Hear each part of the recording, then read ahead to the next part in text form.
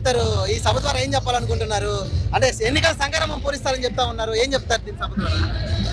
చాలా సంతోషంగా ఉందండి. లోకేష్ బాబు గారు పాదయాత్ర దాదాపు జనవరి 26 తారీఖు లోకేష్ బాబు గారు కూడా పాదయాత్ర స్టార్ట్ చేశారు. పాదయాత్ర స్టార్ట్ చేసినప్పటి నుంచి లాస్ట్ వరకు చాలా ఇబ్బందులు పెట్టారు పోలీసులు కానీ, రకరకాలుగా. వైఎస్ జగన్మోహన్ రెడ్డి అయితే ఏదో రకంగా లోకేష్ బాబు గారు పాదయాత్ర బ్రేక్ చేయాలన్న ఆలోచనతో గొడవలు కానీ ఇవన్నీ కూడా చేశారు.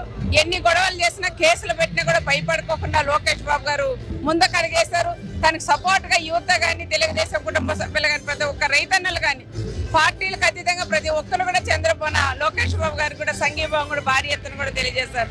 ముఖ్యంగా మేడం, నాయకులు కలిసిన కార్యకర్తలు కలట్లేదు, జనసేన టీడీపీ కార్యకర్తలు కలట్లేదు అంటూ వైఎస్ఆర్సీపీ పెద్ద ఎత్తున ప్రచారం చేస్తుంది. ఈ సభ ద్వారా ఏమైనా చెప్తారా మేడం వాళ్ళకి? వైఎస్ఆర్ పార్టీ వాళ్ళు ఈరోజు లక్షలాది మంది ప్రజలు వచ్చినా జనాలే లేరని ఉత్త ఖాళీ చీరలు చూపిస్తారండి. జగన్మోహన్ రెడ్డి ప్రభుత్వం ఎలాంటి ప్రభుత్వం అనేది ప్రజలందరికీ కూడా తెలుసు. జనాలు వచ్చినా లేదంటారు. అదేవిధంగా పవన్ కళ్యాణ్ పార్టీ వాళ్ళు వచ్చినారో కూడా పవన్ కళ్యాణ్ గారు రాలేదా పార్టీ దాంట్లో మీటింగ్ లెక్కని కూడా చెప్పే అంత శక్తి కూడా వాళ్ళకు ఉండదని కూడా చెప్పవచ్చు. ఏది ఏమైనా ఈ రోజు ఈ సభ కూడా మేము చూస్తా అంటే చంద్రబాబు నాయుడు గారు ప్రమాణ స్వీకారం చేసినంత ఆనందంగా కూడా ఉందండి. అదే ఇక్కడ ఇప్పుడే మనతో పాటు పరిటాల శ్రీరామ్ కూడా ఇప్పుడే విచ్చేశారు.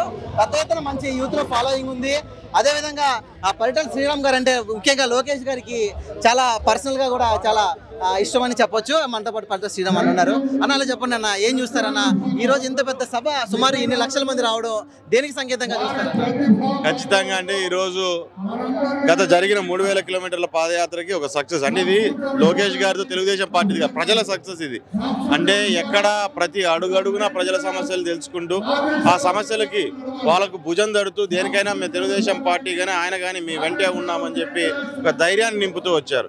ఆ ధైర్యానికి సంకేతమే ఈరోజు జరుగుతున్న సభ.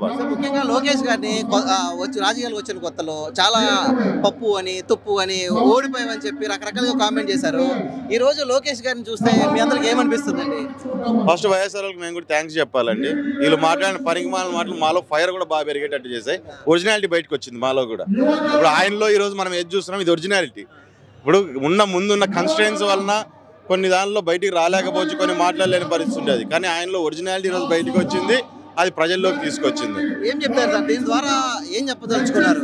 అంటే ఎన్నికల సంగ్రామం పూరించబోతున్నారా లేకపోతే ఎన్నికలు సిద్ధమవబోతున్నారా? అంటే ఏం చెప్తారు దీని సభ ద్వారా? ఒక ప్రజా ఉద్యమానికి ఇది మొట్టమొదటి అడుగు అని చెప్తారండి. అంతకంటే ఎలా ఉండబోతుంది సార్? 24 టార్గెట్ పెట్టుకున్నారు.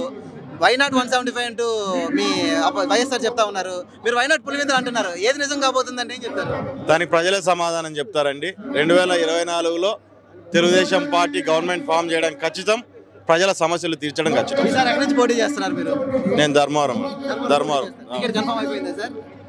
ఎంత మెజారిటీతో గెలుస్తారు? ఏంటి ఆశాభావం ఏంటి సార్? అంటే అవన్నీ ప్రజలు చెప్తారమ్మా, మనం చెప్పేటివి కాదు. మనం మెజార్టీల గురించి మనం మాట్లాడుకుంటే ఎట్లా? మన ప్రయత్నం మనం చేయాలి, 100కు 100 పెట్టాలి మనం. గుడ్ మార్నింగ్ ధర్మవరం మీ ఎమ్మెల్యే ఉన్నారు కదా, అవును. ఏం చెప్తారు ఆయనకి? ధర్మవరం గుడ్ బై చెప్తాను ధర్మవరం ఆయనకి. పెద్ద ఎత్తున అయితే మాత్రం పరిటాల శ్రీరామ్ గారు అయితే పెద్ద ఎత్తున అభిమానులతో వచ్చారు. అదేవిధంగా ఖచ్చితంగా మేము 24లో అధికారం రాబోతున్నాం, ఇది ఒక ఉద్యమం లాగా చేయబోతున్నాం. వైనాట్ 175 అనేది ఏంటో కాదు, వైనాట్ పులివెందులు అంటూ కూడా ఈ సభ ద్వారా చూపిస్తామంటూ కూడా ఈరోజు పరిటాల శ్రీరామ్ మన మారేమిడికి అయితే తెలియజేశారు.